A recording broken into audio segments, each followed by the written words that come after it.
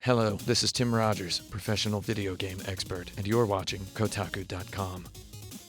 20XX, which is how I pronounce the name of the game that's apparently called 20XDX, is a game designed from the ground up to sit at the top of my Steam library, at least until Devolver Digital pays me $4 million to develop 1770X. American history evolved. 20XDX is a procedural infinite Mega Man X situation design simulation. In the developer's own words, it's built to feel like Mega Man X, except with random levels, random power-ups, permanent death, and multiplayer. Yes, it has online multiplayer. That's nuts. My maybe not too controversial opinion is that procedural generation is probably a good idea. 20XDX is one of the shining examples that makes me say, actually, procedural generation is good. You start a run on a random level. You beat a random boss. Now you can choose your loot. You can take the boss's weapon, or you can take some upgrade currency. The game then presents you with 3 choices of your next level. You can see the level type and the identity of the boss before you choose. If you play the game enough, you can see all of the bosses and all of the level types. However, the experience stays fresh because you're not always attacking the bosses and levels with the same weapons or equipment loadouts. Mega Man games have always had 2 puzzles. The minor puzzle is, how do I beat this boss? The major puzzle is, what is the best order to fight all of these bosses? 20XDX simplifies the major puzzle by presenting you only 3 boss choices at a time. Instead of playing the game in the best order, you're looking for the best order given what is available to you on this particular run.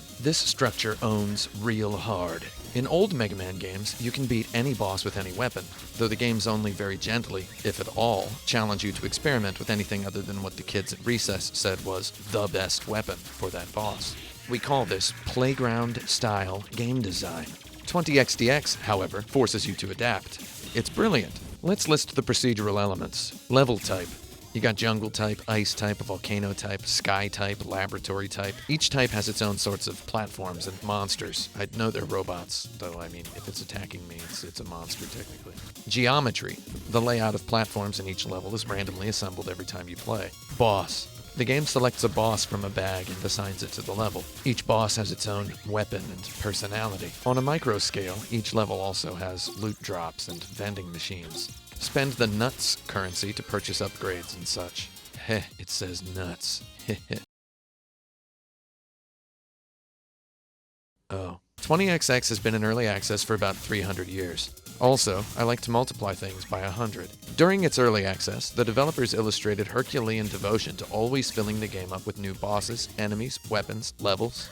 They've created, and I'm guessing they'll continue to create, a game that is alive, a game you can never know fully. They've created an infinite supermarket of a video game. I mean, my mom used to rent games at the supermarket. That's where we rented games before there were video stores. She'd get us a game on Friday, and she wasn't a gamer. She knows what Angry Birds is now, though she went to see the Super Mario Bros. Movie with us in 1993, which probably prevents her from ever becoming a game liker. Sorry, Mom. Sometimes the games my mom picked would suck. Sometimes they would own. 20XDX is like one of the ones that owned. So yeah, it's the infinite supermarket video game. Thanks, Mom. Let's list the verbs. Move. You can use the analog stick, and there's a dead zone setting, which is pretty nice. I use the D-pad, though, because I'm literally a Mensa member. Jump. Press the jump button. Shoot. Press the shoot button. Which button is that?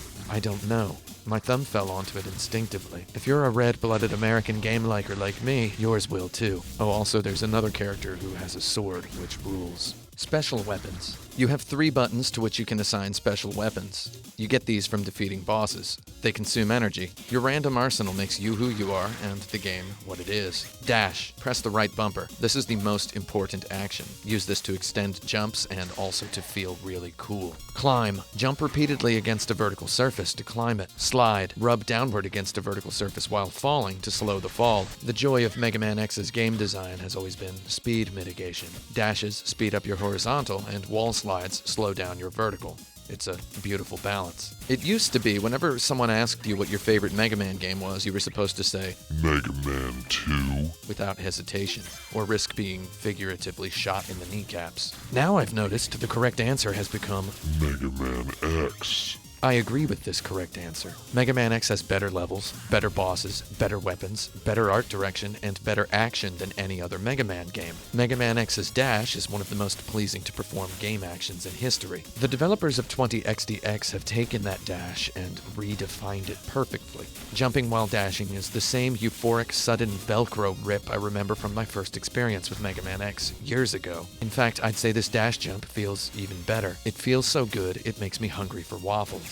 My mom had made waffles after church on the Super Bowl Sunday when we first rented Mega Man X. I didn't have any friends who played video games back when Mega Man X came out. Now I'm almost 40 and I've made a couple video games. Two of the guys I make games with, Brent Porter and Michael Kerwin, are big Mega Man X fans. We were playing the game a little bit last year and they were making fun of me for saying I liked to double tap the D-pad to dash. They were like, "That's not how you're supposed to do it, man." And I was like, man, I like double tapping a D-pad. It's one of my favorite things. It's probably my second favorite thing, next to holding a button down to charge a shot to make the shot bigger, which is also a Mega Man thing.